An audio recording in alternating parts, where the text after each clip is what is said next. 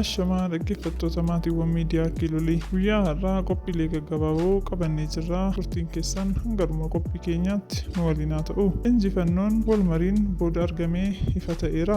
Baankiin addunyaa ibsa guyyaa har'aa The Ethiopia First Sustainable and Inclusive Growth jedhu baaseen sochii Itoophiyaan dinagdee biyya keessaa haaromsuuf taasisaa jirtu deeggaruuf hammattoowwan hedduu ifa taasisee jira. Bu'uurummaa kanaan baankiin addunyaa amma kallattiin kan kennamu $7 biliyoona dabalatee Itoophiyaan baankii addunyaarraa qofaa $5 biliyoona 15.5 ni argatti. Kanatti dabalee kennaa kallattii $5 miliyoona 500 kaffaltii liqii akka dheeratu, $5 miliyoona 320 tumsa investimentii, $5 biliyoona 1.5 investimentii michuu daneessaa, $6 biliyoona 6 deeggarsa baajetaa waggoottan sadan itti aananiif, $6 biliyoona 2.1 tumsa faayinaansii investimentiif addunyaalessarraa argatu yoo itti ida'amu Itoophiyaan amma $7 biliyoona 7 argattu dabalatee waggoottan itti aananitti $6 biliyoona 16.6 ni argatti. Tarkaanfii Itoophiyaan guddina waaraa hammataa fi itti fufinsa qabu mirkaneessuuf fooyyessaa dinagdee irratti taasiftee tumsuuf deeggarsa taasifame ta'uu baankichi ibsa kenneen himeera.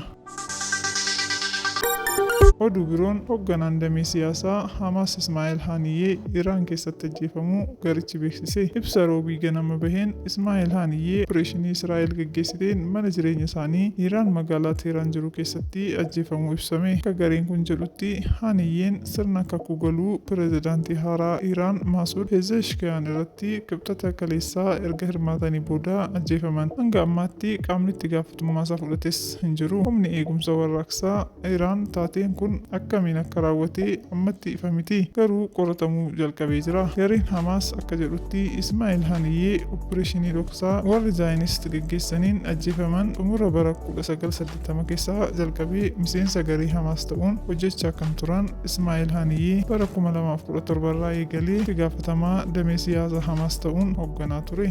Ismaa'eel Haniyyee kanaan dura waggoota 3f mootummaa Israa'eliin hidhamee akka tures dhaga'ameera. Egaa dhaggeeffattoota keenya miidiyaa Kiilolii qophii guyyaa har'aa asumarraan golobnaa turtii gaarii qabaadhaa. Filatooma.